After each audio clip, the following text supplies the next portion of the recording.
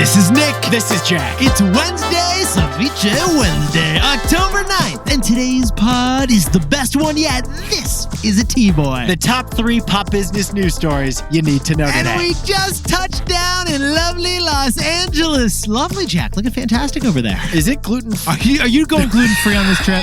Are you serious, man? Dude, I saw a GI last week. Yeah. My system's been a little irregular, so we're testing out withdrawing gluten. I made us reservations at Felix, a pasta restaurant in Santa Monica. I thought you said LA didn't have gluten. Everything's gluten-free here, Jack. You'll be fine. In the meantime, 3 fantastic stories for today's show. What do we got on the pod, Jack? For our first story, Spirit Halloween sells 1 out of 5 of the Halloween costumes in America. But now Spirit Halloween is launching a spin-off chain, Spirit Christmas. For our second story, Hurricane Milton is bearing down on Florida as we speak. It's the biggest hurricane to hit the state in 19 years. But only one industry is really paying attention to the hurricane economy. And our third and final story is the best-selling bag in America right now. Wild story. It's the Bogg Bag. The Bogg Bag. And the Bogg Bag pulled it off by copying Crocs. A bag zucked Crocs. But Yetis, before we hit that wonderful mix of stories. Fantastic mix of stories for Ceviche Wednesday, Jack. Yesterday, we told you about the new show that we launched. The best idea yet. The untold origin stories of the products you're obsessed with. A weekly deep dive on the most viral products of all time. Episode number 1 is epic. Yes. And it drops worldwide next Tuesday. It's also available early if you're a Wondery Plus subscriber. That episode, it's delicious. Oh, it's fantastic. And why is it so delicious and fantastic, Jack? Because it's about the Happy Meal. The Happy Meal. The McDonald's Happy Meal is the best-selling meal of all time. It's truly the first meal to ever go viral. The Happy Meal is so big, it makes McDonald's one of the biggest toy distributors in the world. Sorry, Mattel, the Hamburglar. He's bigger than Barbie. But here's the wildest part.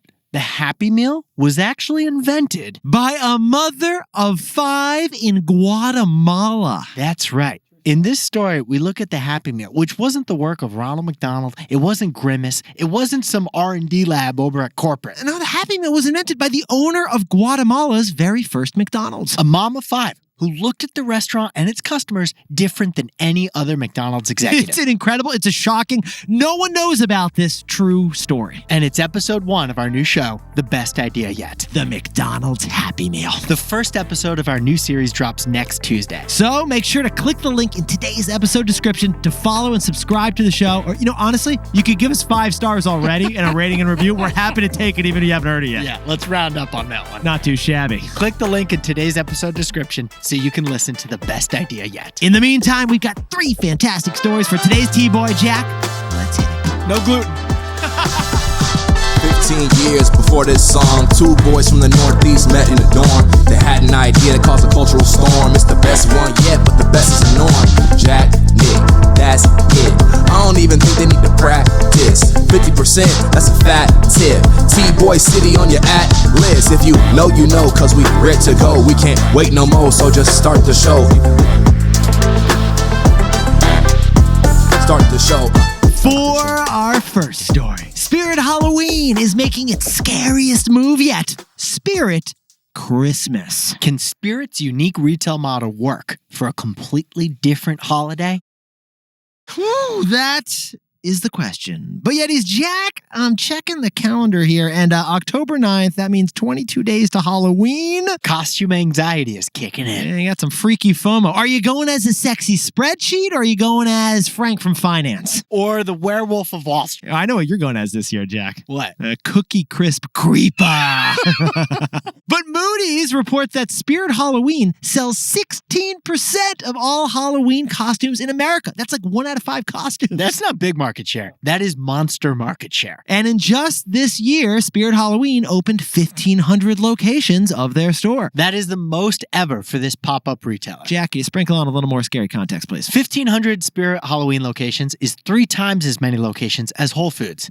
It's twice as many locations as Ulta Beauty, and it's almost as many locations as Target. Which leads to the question, how does Spirit Halloween sell an estimated $650 million worth of merchandise in just a couple months? We call it zombie retail. Zombie retail. Because Spirit Halloween takes out just a 3-month lease in some empty storefront that's not being used. Yeah, we discussed this before. Bed Bath & Beyond is gone. Spirit just slips on in. Oh yeah, that old Kmart on Route 7? Classic. It's now a Spirit Halloween. Zombie retail. What was dead becomes the undead. For just 3 months of the year. But here's the news, Yetis. Spirit Halloween is expanding that same model to a new holiday, Christmas. Yeah. Spirit Halloween just confirmed that they're opening 10 Spirit Christmases this year. Yeah. Mostly in the Northeast. I think this is the plot of like 3 Tim Burton movies, Jack. Am I right? Right? Yeah. Like, yeah. Scary Christmas. Exactly. Yeah. The Nightmare Before Halloween. Yetis, a life-size gingerbread village will greet you at the Spirit Christmas. Every Spirit Christmas will have a photo shoot area with a real Santa Claus. And an entire aisle dedicated just to inflatables. Because it's not Christmas without 12 blow-up reindeer in your neighbor's front yard. Now, the first Spirit Christmas opens on October 18th. They will all be open by the month of November. Before Thanksgiving. This is a classic example of Christmas creep. Oh, classic, Jack. But why is Spirit Halloween trying to pull off this holiday pivot, Jack? Because of this wild statistic. We cross-referenced this and fact-checked it like 3 times. Yeah. Americans spend an estimated $1 trillion a year on Christmas. $1 trillion is a huge chunk of our GDP. That's like 4 or 5% of our GDP just on the Christmas holiday. In fact, holiday spending for Christmas is 100 times bigger than Halloween spending. So with that kind of market opportunity, Spirit Halloween is pivoting their zombie retail to, I don't know, North Pole retail. That abandoned Forever 21 store is about to become a hastily made Santa's workshop. But Nick, can a brand so associated with Halloween really pivot to a holiday with the opposite vibes? One sec, Jack. Watch out. I think Spirit Halloween is moving into our podcast studio right now. So, Jack, what's the takeaway for our buddies over at Spirit Christmas? Just like our English teachers told us, behind every good idea is a great thesis. Yetis, Spirit isn't a store. Spirit is a thesis. It's a real estate thesis that works. Spirit Halloween only opens a new location if that location checks 3 specific real estate boxes. First, it must be a 3-month lease for that location over 5,000 square feet. No exceptions. Second, it must have a population of at least 35,000 people living within a 3-mile radius of the store. And third, and this is the best one, 25,000 cars must drive by that location every single day. Because that sign on Route 7, it's Spirit Halloween's only marketing. Now that thesis has worked, and Spirit thinks they can apply it to any holiday. Because with Spirit Halloween, it's not what they sell, it's how they sell it. Just like our English teacher taught us, behind every good idea is a great thesis. For our second story, Hurricane Milton is heading to Tampa with huge economic consequences. But there's one industry to watch during natural disasters, and it's our takeaway. So Yetis, Jack and I are checking the latest meteorological information, and Hurricane Milton has been upgraded back to a Category 5 storm as of Tuesday night. Category 5 is the highest category. Totally. So this is an extremely dangerous storm. That's right. The Gulf Coast is about to get broadsided by the biggest hurricane in 19 years. There are sustained winds of 180 miles per hour, which are pushing the sea in the Gulf of Mexico to storm surges as high as 10 to 15 feet high. And that's from below. And then from above, this hurricane is going to dump 15 inches of rainfall just on the state of Florida. Governor Ron DeSantis has warned Floridians that the storm is ferocious. He says we're preparing for the worst, but praying that it weakens. And President Biden canceled his trip to Germany to continue to oversee recovery efforts. And FEMA? They're already stretched thin by the last hurricane. That was just like a week ago, Jack. So all eyes are on Tampa, Florida. Which somehow has not been hit by a major hurricane since 1921. Ironically, Tampa's luck in somehow missing major hurricanes in Florida is one reason that the population there has boomed. Yeah, it's become one of those not metropolitan, but micropolitan areas. Like 3.2 million people now live in the Tampa-St. Pete's area. And unfortunately, the hurricane is heading right at them. But yet, here's the interesting thing, Jack, and I noticed. Before this storm even made landfall, Wall Street has already reacted to the event. GNRC is a $10 billion company making electric generators for when the power goes out. Their stock surged 10% this week to an all-time high. And Home Depot, it was up 2% yesterday as well. Not just for the rebuilding efforts, that'll mean you buy Home Depot supplies, but because the cleaning efforts are also going to require Home Depot supplies. Home Depot is a major hurricane stock. Yeah. They actually mentioned hurricane in their last 3 earnings calls, describing hurricane markets where sales are always higher. We jumped in TBOY style. We just kept going until they stopped saying the word hurricane. They just keep bringing it up at the Home Depot earnings. Now, we hope that all Floridians find a safe place to shelter. And we also hope that Milton isn't as bad as forecasted. But there is one entire industry that is affected more than any other when it comes to hurricanes, and that industry knows it. So, Jack, what's the takeaway for our buddies over in... The number one industry taking climate change most seriously is insurance. Insurance. Yetis, on our pod, we've covered extreme heat in Arizona, and we've covered extreme cold down in Texas. We've covered massive floods from Vermont to North Carolina. We've covered droughts and wildfires all over the country. But we've noticed that the one industry that is raising the climate change alarms more than any other industry is insurance. Stocks of major insurance companies have all plummeted as these 2 hurricanes have already and will continue to lead to huge insurance payouts. Insurance companies, they hate losses. So to pay for those increasingly large damages, they're jacking up premiums or just refusing to cover your property altogether. Look at Florida. Already before Milton hit, insurance prices are up as much as 400% in the past 5 years in some areas. Over in California, several insurance companies won't even issue new policies because the risk of forest fires is too severe. Policymakers are still slow to act when it comes to climate change. But the insurance industry, they're moving fast. But the number one industry taking climate change most seriously is actually insurance. Hey Yetis, if you're a bestie, take a sec and hit that subscribe button. And like this video while you're at it. If you leave a comment, by the way, we'll read it. For our third and final story, the Bogg Bag. It has exploded to become the top-selling accessory of moms, nurses, and teachers. The Bogg Bag. It shows what it takes to win word-of-mouth marketing. Word-of-mouth marketing. But Jack, I'm sorry.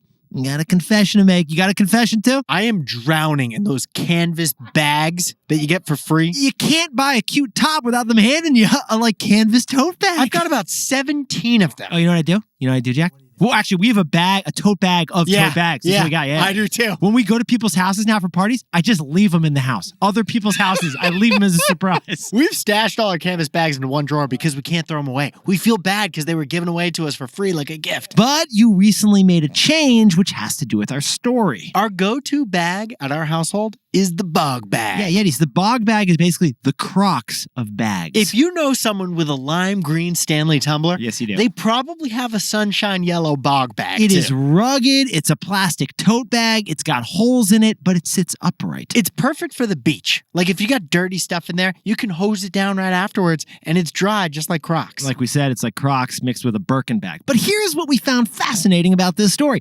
According to Bloomberg, this bag is on pace for $100 million in revenue this year. That's sales growth like the Beanie Babies. Yes, it is, Jack. But the wildest part of this story is that Bogg Bag surged completely by accident. Get this, Yetis. Bogg Bag was founded by Kim Vaccarella, a New Jersey suburban mom who sketched out a design 15 years ago. She poured her family's life savings into her startup, but the first bulk batch that she ordered, they were defects. Yeah. They showed up with these ugly black streaks, and she was heartbroken. So she donated those bags to the Jersey Shore after Hurricane Sandy because Jerseyans needed them. Jersey strong. Those bags were really helpful to clean up flooded homes. But when the damage was all cleaned up, people didn't ditch those Bogg Bags. Instead, these Jersey Shore people were like, this is the perfect bag for the beach. And the next thing you know, word of mouth between moms in Jersey made it the bag of the summer. The department store Dillard's noticed and signed a deal with Bogg Bag. That was Bogg Bag's first moment. Hurricane Sandy relief. Donated bags. But then 2 other huge word-of-mouth moments blew up Bogg Bags to hit $100 million in sales. Early in the pandemic, Peloton mom communities shared their favorite products on Facebook because they were stuck at home. And their favorite product was the Bogg Bag. Later in the pandemic, teachers and nurses shared Get Ready With Me videos on TikTok. And their bag was the Bogg Bag. So without $1 of paid marketing, the Bogg Bag has become a 9-figure-a-year business. Sit down, stand up, and toss it in the bag. But it took 15 years to get there. So, Jack, what's the takeaway for our buddies over at Bogg Bags? Word of mouth marketing requires super fans and super patience. Word of mouth marketing is the most powerful form of marketing because it's driven by trust and love. But word of mouth marketing is also the slowest type of marketing because it has to pass from one person to another person to another person. Mouth to mouth. But word of mouth only happens if people freaking love the product. And the first thing Bogg Bags pulled off was earning the love from superfans. Moms, nurses, teachers, those women with physically demanding routines love this utility bag. Customer love, that is the key ingredient for word of mouth growth, but it requires a lucky growth moment. Those growth moments came for the Bogg Bag during the pandemic and Hurricane Sandy, but it took 15 years for it all to happen. So besties, if you're trying to grow a business and committing to word of mouth as your growth driver, just keep this in mind. Word of mouth marketing requires super fans and super patience. Jack, could you whip up the takeaways for us for Ceviche Wednesday? Spirit Halloween is opening 10 Spirit Christmases this year, and they're applying their 3-step real estate formula. Because just like our teachers taught us, behind every good business is a great thesis. For our second story, Hurricane Milton's path could change, but as of Tuesday night, it's headed right for Tampa. The number one industry taking climate change most seriously is insurance. And our third and final story is the Bogg Bag. The Bogg Bag. It's replacing canvas bag collections for families across America. And it hit $100 million in sales by word of mouth, which required super fans and super patience. But Yetis, this pod's not over yet. Here's what else you need to know today. First, nearly a year ago, a jury decided that Google's App Store was an illegal monopoly. Well, a judge just laid down the sentencing. Google must open their App Store by November 1st. The goal? Let app developers avoid a 30% app tax that Google charges. Funny, a court in Europe is making Apple do the same exact thing. And second, Uber wants more drivers to drive electric cars because they want to reduce the carbon footprint. So they've launched a ChatGPT chatbot to help drivers figure out electric cars. So Uber wants drivers to go electric, so it's created a chatbot. We don't totally get it, but we're for it. We think it sounds cool, but we don't totally get it. I don't get it at all. I don't think drivers are going to buy an electric car because of Uber's chatbot. I got to chat with ChatGPT on my battery life. And finally, it is Floptober. 2 of the biggest flops in Hollywood history have happened this month. First was the sequel to the movie The Joker. Yeah. It cost $200 million to produce, but made just $20 million on opening weekend. And second was Megalopolis, the Francis Ford Coppola movie that he spent $120 million of his own money on, but had one of the worst opening weekends ever. Just $4 million. Not October. It's Floptober. Now, time for the best fact yet. This one sent to us by Ben Einstein down the street in San Francisco. Trivia.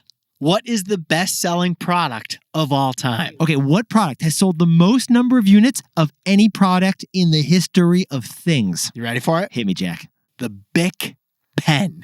Bic crystal pen that we have all signed something with. Since its invention in 1950, more than 100 billion of these classic dime a dozen black pens have been sold. 100 billion of these pens have been sold. 300,000 of them are sold every single day. I probably bought like 200 of them. Jack? I mean, I bought a bunch of the 12 packs, 20 packs, 30 packs. I feel this is one of those look under your desk, Jack, because we got a Bic pen right here. Let's bring Bic pen out. The most sold product of all time. Thanks to the fact, Ben. Yetis, fantastic to be with you for the big launch week from Los Angeles. We're so excited about this first episode. It's going to be on the McDonald's Happy Meal. Click the link in the episode description to make sure you hear it. And remember to follow, subscribe, rate, and give a 5-star review to the best idea yet. Even though you haven't heard an episode yet. We promised the best idea yet is going to be the best one yet. Now, Jack, let's get some gluten-full pasta. By GI.